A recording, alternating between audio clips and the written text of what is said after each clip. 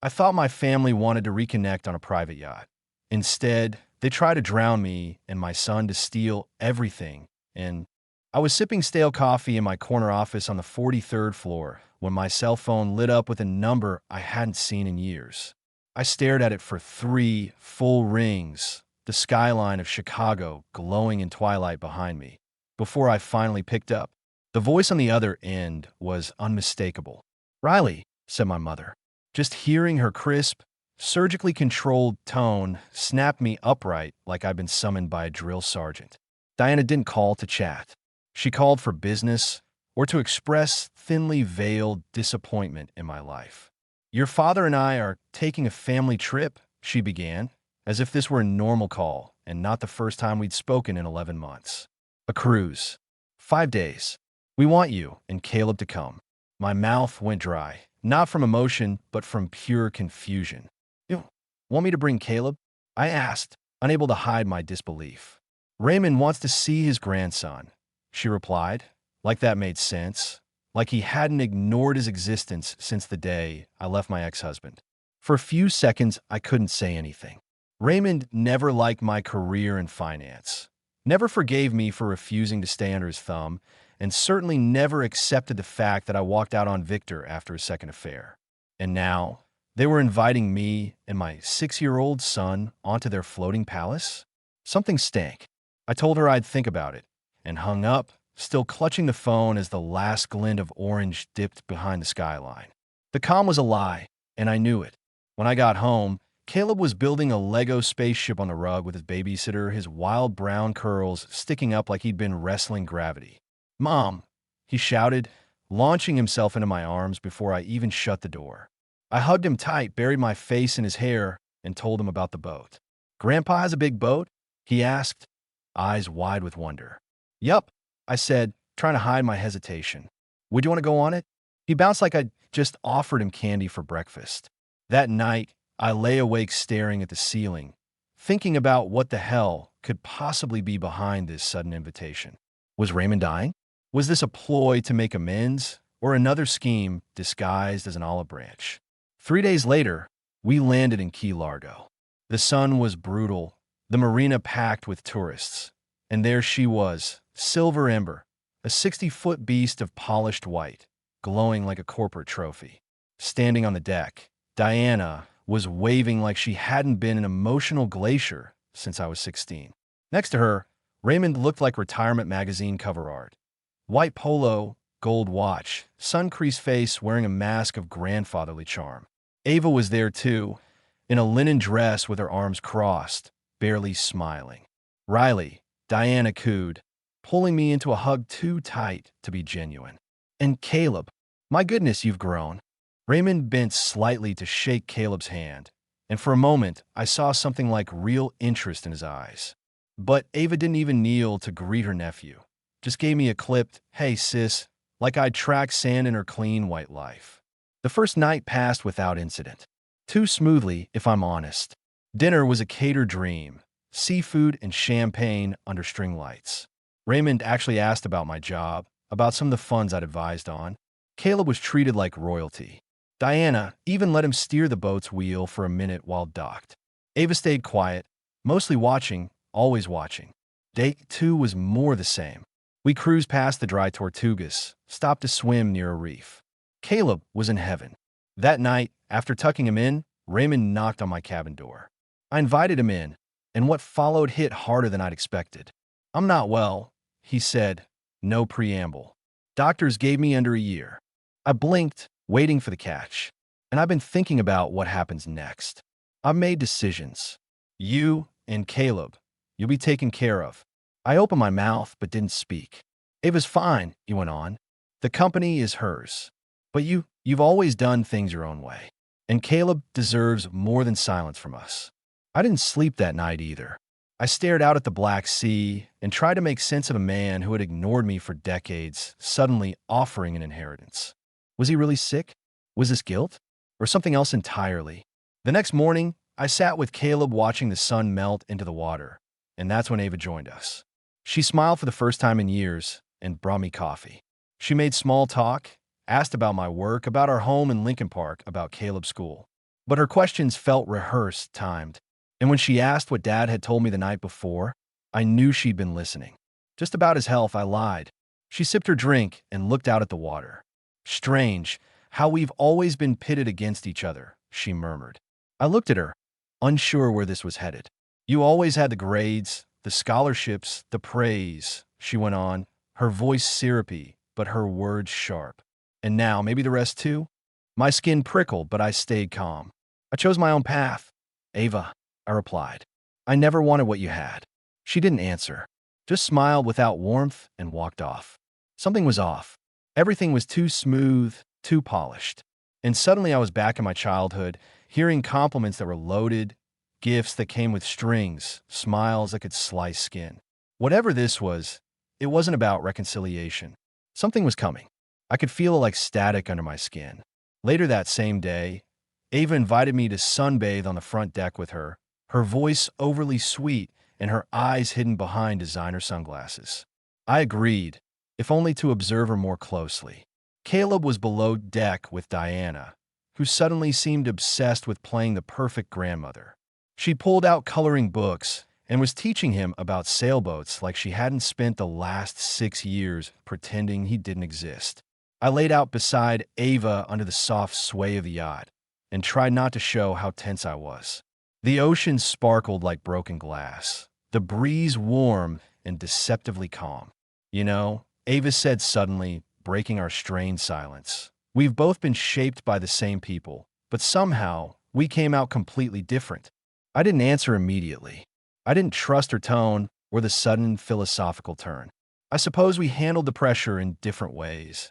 I replied carefully, watching the way she twisted her ring with her thumb. You always made it look so easy, she continued, her smile never reaching her eyes. The grades, the independence, the respect. No matter what I did, it was never enough. Not next to you. I was caught off guard. Ava never spoke like this, never dropped the performance of effortless perfection. You've always had the company, the family's approval, I said. I just wanted to make something for myself, without being owned. She sat up slowly, adjusting her sunglasses. You think this is about approval? Riley, this is about what you took. I blinked. Took. Her voice dropped, barely audible. He told you, didn't he? About the will. My stomach dropped. You were eavesdropping? She gave a tight smile. I don't need to. I already know what he's doing. You're the pity pick, the redemption prize. But it doesn't matter. It won't change anything. I stood up. My skin crawled with the weight of every unspoken word between us. What are you talking about? I asked. What exactly won't change? Ava didn't respond. She turned her face toward the wind and said nothing else. But her message had already landed. Something was happening behind the scenes, something bigger than old resentment or jealousy. That evening, as the sun dipped behind the horizon, I found Caleb curled up asleep in our cabin, holding a small wooden toy boat Diana had given him. He looked peaceful, untouched by the storm building around us, and I hated how fragile that made me feel. I sat beside him until dark, replaying every moment since we'd arrived on the yacht. The next morning, something happened that shattered whatever illusions I was still clinging to. I walked into the kitchen to find Diana, trying to convince Caleb to drink from a mug of steaming brown liquid, something she claimed was special hot cocoa. He looked uncomfortable, wrinkling his nose, and I could tell by his body language that he didn't want to drink it. Hey, I said sharply, stepping between them. What's going on? Diana smiled, too quickly. Just a little treat. He seemed cold. It's 85 degrees outside, I said, staring at the mug. Let me see that. She hesitated just for a second, then handed it over. I sniffed it. Bitter. Wrong. Not cocoa. Caleb, did you drink any? I asked. He shook his head. It tasted weird. I didn't like it. Good boy, I said, taking his hand. We're going to our room for a bit. Diana tried to stop me. At least stay for the cookies, she said, her voice soft but tight. We had such a good time baking together. I didn't respond. I pulled Caleb out of the kitchen and down the hall, my heart pounding in my chest like a warning bell. I locked the cabin door, double-checked the latch, then sat Caleb on the bed and checked him over from head to toe. I'm fine, Mommy, he said, clearly confused by my sudden panic. I hugged him so tightly he squirmed. I believe you, I whispered. But I need you to listen to me. No drinks unless I give them to you. No food unless it's for me. Can you promise me that? He nodded solemnly. That night, I didn't sleep at all. I kept my phone charged and powered up the emergency GPS app I'd installed years ago, mostly as a backup during solo hiking trips. I activated it and set it to send my coordinates to the Coast Guard if I pressed and held the button for 5 seconds. I also backed up my call logs and enabled automatic cloud recording. I had no doubt now, whatever was happening here was deliberate, maybe even coordinated.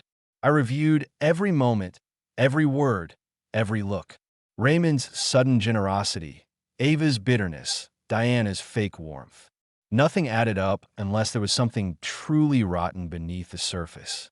I thought about the estate, the shares I'd quietly purchased over the past year, and Raymond's confession about the will. He'd offered me everything Ava believed was hers, and that wasn't going to end well. By dawn, I had a plan. We were scheduled to dock near Cedar Key late the next morning to refuel and restock supplies. It would be the only time we'd be close enough to the mainland for me to escape with Caleb.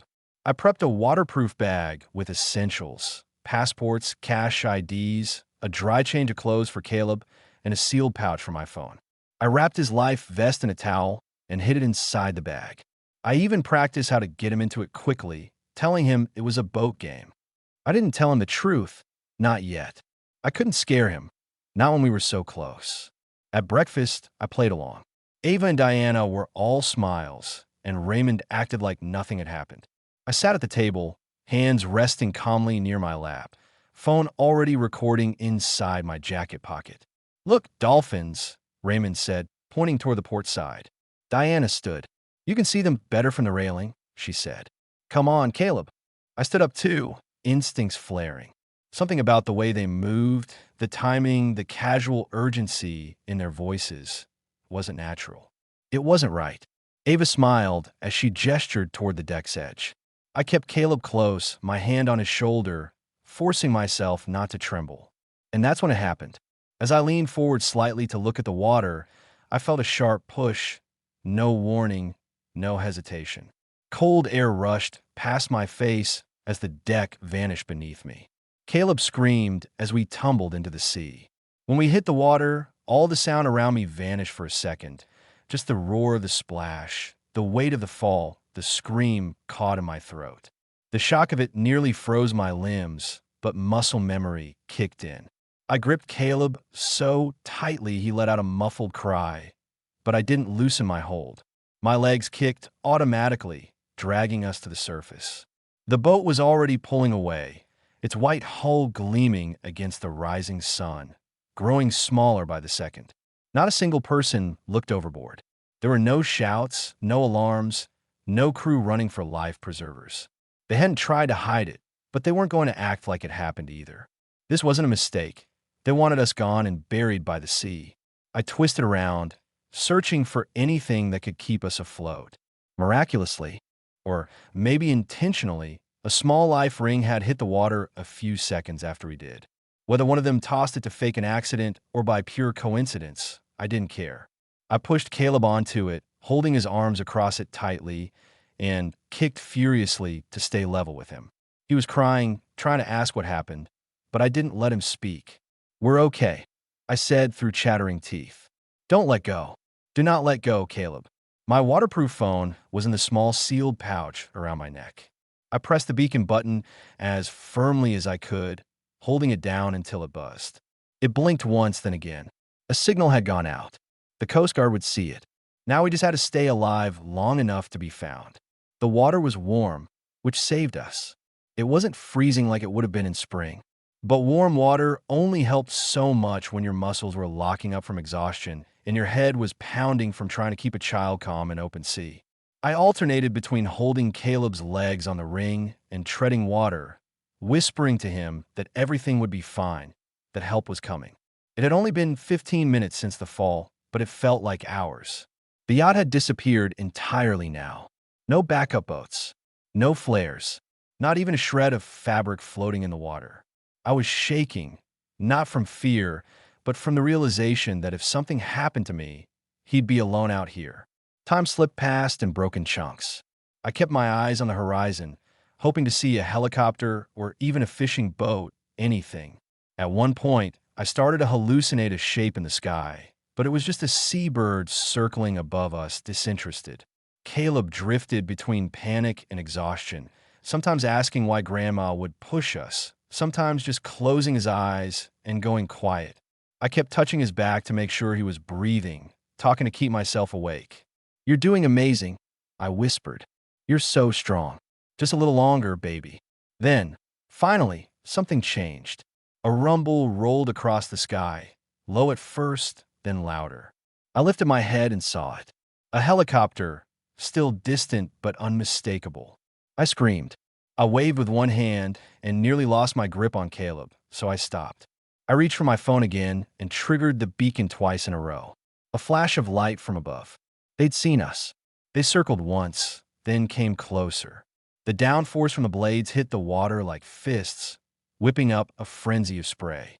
Caleb covered his ears and cried. I wrapped one arm around him, one hand raised, watching the rescued diver descend like an angel made of rope and purpose. When they pulled us into the basket, Caleb clung to me like he was glued to my side. The diver shouted something about vitals, dehydration, hypothermia. I didn't hear most of it. My ears were ringing, my arms trembling so badly I thought they'd fall off. But I was still conscious. I was still holding him. We were alive. In the air, inside the chopper, a young EMT offered me a blanket and a bottle of water, but all I could do was nod and point to my chest. "Phone," I rasped. "Recording. Evidence." He took it, saw the red light blinking through the case, and nodded with understanding. "We'll get it to the authorities." The flight to the hospital took about 20 minutes. We were taken to a medical center just outside Tampa. Doctors checked Caleb's vitals first, wrapped him in warm towels, fed him juice and crackers. He asked if we were going home now, and I told him not yet. I didn't know where we were going next. A police officer appeared after about an hour, young, tan, with weary eyes that said he'd seen too much lately. He introduced himself as Officer Brendan. "We've seen the footage," he said, eyes serious. "You're lucky you had that set up. I've already forwarded it to our investigation unit." I was given clean clothes and allowed to rest, but the adrenaline wouldn't leave my system. I couldn't sit still. Every time I closed my eyes, I felt the shove again, the cold slap of the ocean. Eventually, I asked Brendan to bring me a laptop. I uploaded the video to my cloud backup, then went further. I pulled open my social media and posted a trimmed version of the footage, 30 seconds showing the moment we were pushed. The caption was simple: "My family tried to murder me and my son today." It took 20 minutes for the views to explode. Within 2 hours, a local reporter had picked it up. By nightfall, I was being contacted by major news outlets. I didn't answer any of them. Instead, I filmed a short video of myself from the hospital bed. No makeup, no editing. I survived. My 6-year-old survived. We were thrown into the ocean by people who claimed to love us. They thought no one would ever know. But we're alive, and now I want justice. By the next morning, it had gone viral. Hashtags flooded the internet. People were calling it a modern shipwreck miracle. Some were already digging into public records, pulling up company documents with my name attached. Others were attacking my family's yacht brand, boycotting their real estate empire, demanding arrests. The tide had turned. Caleb was finally asleep again, curled against my side in a hospital bed while I watched the numbers climb. I wasn't afraid anymore. I was furious, and I wasn't going to disappear quietly. 2 days after the video went viral, the police issued warrants for all 3 of them: Raymond, Diana, and Ava. The moment the charges hit the news, the footage played on every major network, alongside my hospital interview and a photo of the Silver Ember docked like some ghost ship of betrayal. I watched all of it unfold from the temporary safe house the state placed Caleb and me in, a quiet apartment complex near Tallahassee, guarded secure, with 2 plainclothes officers posted in the lobby. Caleb didn't fully understand what was happening. I told him Grandma and Grandpa were in trouble for doing something very wrong and that we were safe now. He didn't ask for details. He just clung to me and slept beside me every night like a shadow that needed my breath to survive. By the time Raymond's private jet landed back in Atlanta, Their world was already crumbling. Reporters ambushed them on the tarmac, cameras flashing, microphones shoved in their faces, but they smiled as if nothing had happened, as if they were returning from a charity gala instead of trying to cover up an attempted murder. Ava wore her usual smug expression, sunglasses hiding the coldness in her eyes, while Diana whispered to Raymond and waved at someone off camera. That entire family had mastered the art of performance. They had no idea what waited for them when they opened the front door of the estate. They stepped into the foyer of their three-story mansion, polished marble floors gleaming beneath a custom chandelier that probably cost more than my entire college education. The second they hit the light switch, they froze. I was there, sitting on the living room sofa, Caleb beside me, 6 uniformed officers surrounding us like sentinels. I'd been flown in by the state late the previous night to confront them directly once the arrest warrants were confirmed. "You," Diana gasped, her voice cracking in disbelief. "This isn't possible. You should be dead." "Guess you underestimated me," I replied calmly, standing slowly and stepping forward.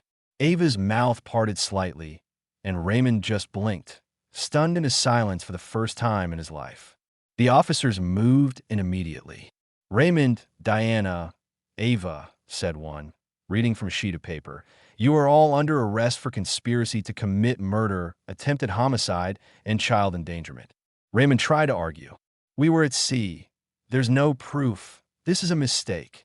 Diana went stiff, her face hardening as she realized the performance wouldn't save her. Ava, however, snapped like a twig in a storm. "You were never supposed to survive," she screamed at me as 2 officers restrained her. "You always took everything, Dad, the company, now this too?" She twisted in their grip, her hair whipping as she thrashed like a cornered animal. "You don't deserve any of it. I was the one who stayed loyal, who did everything they wanted. And still," I said quietly, "you tried to kill a child. Your own nephew." As they were dragged out, Caleb clutched my hand and whispered, "Are we safe now?" I bent down, kissed his forehead, and told him the truth. "Yes, sweetheart, it's over." But I knew it wasn't fully over. Not until they were convicted. Not until their empire of manipulation and greed was buried so deep it could never claw its way back. The court proceedings started quickly.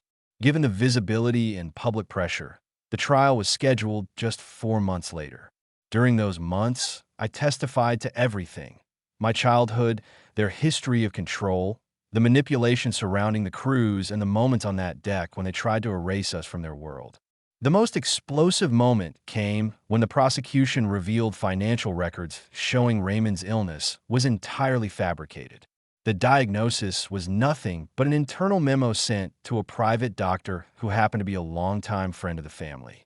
They'd built the lie as a lure, hoping it would bait me onto the yacht for one final meeting under the illusion of reconciliation. What they hadn't counted on was how much I'd already discovered before stepping aboard. Turns out, I had become the majority shareholder in our family's real estate firm through a series of quiet acquisitions, legal and perfectly executed, and Raymond had discovered this just 2 weeks before the cruise was planned. According to internal emails, his intention wasn't reconciliation, it was elimination. The jury sat frozen as the prosecutor read aloud Ava's messages to Diana. One of them said, "If she's gone, we take back everything. We just have to make sure there's no body." Another simply read, "The ocean keeps secrets." Those words felt colder than the water I'd nearly died in. When it was finally time for sentencing, the judge looked directly at me before she spoke. "Your composure, preparation, and courage have not only saved your life and your child's, but exposed a crime most people would have never believed possible. This court acknowledges the profound betrayal you endured and the extraordinary strength you demonstrated." She turned to them, eyes hard as stone.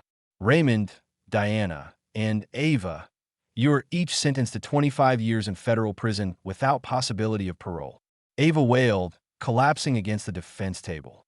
Diana clenched her jaw and muttered that I was ungrateful, that I had always been the disappointment. Raymond just sat back in his chair, eyes vacant, shoulders slumped as if the weight of finally being seen had crushed the last of his arrogance. The courtroom emptied slowly, reporters flooding the halls, questions flying, but I didn't speak to any of them. I walked out with Caleb beside me, my hand resting on his shoulder like a lighthouse beam guiding us home. Outside, the air smelled like new leaves, fresh earth, and freedom. We returned to Tallahassee and started over. I bought a modest home with a wide backyard, something Caleb could run through barefoot. I kept working part-time in finance, but I also founded a nonprofit called Breaking Surface, an organization focused on helping survivors of family violence who'd been trapped behind appearances, wealth, or legacy. I didn't want revenge. I wanted to stop this from happening again to someone else. Caleb began therapy, and within a few months, the nightmares stopped. He started drawing pictures again, playing, laughing, being a child like he never truly got to be before. One day, a letter came addressed to me, no return name, but with the prison's postmark clearly stamped. I almost threw it away, but curiosity got the better of me. It was from Raymond. He wrote of regret, of shame, of how he'd spent his life obsessed with legacy, blind to love, and poisoned by his own pride. He didn't ask for forgiveness. He said he didn't expect it. He just wanted me to know he understood now what he'd destroyed. I folded the letter, tucked it into a drawer, and let the weight of his confession drift from my shoulders like a coat I didn't need to wear anymore. A week later, Caleb and I were in the park. He ran toward me, holding a small wooden boat a neighbor had carved for him, and I realized something I hadn't dared believe was possible. A full year passed before I realized I no longer thought about them every single day. Not the trial, not the yacht, not the moment my back hit the ocean, or the feeling of Caleb's tiny fingers digging into my skin as we fought to stay afloat. Some days it still came back in flashes, a sound, a smell, the curve of the horizon. But mostly, life had become quiet again. Not empty, just steady. I woke up early, made coffee, walked Caleb to school, read investment portfolios with a clearer mind than I ever had before. There was no longer a storm at my back. There was space now for breath, for laughter, for building something that wasn't rooted in fear or legacy. Breaking Surface grew faster than I expected. Survivors reached out weekly, some whispering their stories like secrets, others arriving in full collapse, desperate for a name to help carry the weight of what they couldn't voice alone. My inbox filled with messages I never thought I'd read. Your story saved my life. I left after watching your video.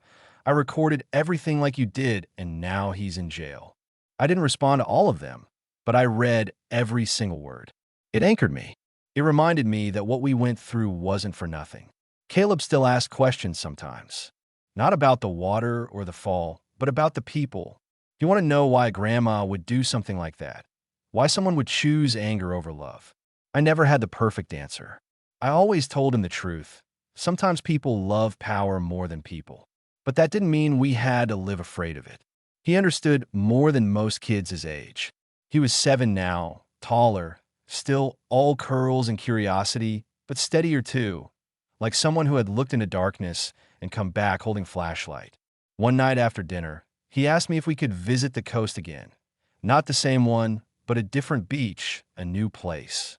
For a moment, something inside me flinched, but then I looked at him, saw how ready he was, and said yes. We went to a quiet spot in North Carolina, where the waves rolled in slow and harmless, and the shore smelled like salt and pine. Caleb ran into the foam with his pants still rolled to the knee, chasing gulls and pretending he was the captain of a great rescue ship. I stood behind him, watching the tide come in and thinking about how far we'd come. We didn't just survive, we broke the chain. And that, more than anything, was the legacy I wanted him to inherit. We never spoke to them again. Diana and Ava didn't send letters. Raymond died in prison 6 months after his last apology. The warden informed me out of protocol. I didn't attend the funeral. I didn't send flowers. I didn't even mention it to Caleb. He didn't ask, and I didn't see the point in reopening a wound that was finally scarred over. They belonged to another life now, one I'd left floating in the ocean behind me. There's a moment I think about sometimes, one I never caught on camera. It happened the morning after the rescue, in the hospital, before the police came and before the video spread. Caleb had just fallen asleep, curled beside me with a juice box still half full in his hand. I was watching him breathe, listening to the machines beep gently around us, and for a few minutes, the entire world went still. Not quiet like fear, quiet like peace. That silence was louder than anything I'd ever felt in that house I grew up in. It told me I didn't need their money, their approval, or their name. I had my own. I had Caleb, and we were enough. Now, every time I speak to survivors, whether in classrooms, shelters, or boardrooms, I end with the same sentence. Family isn't who you're born to. It's who stands in the water with you when the ship sails away.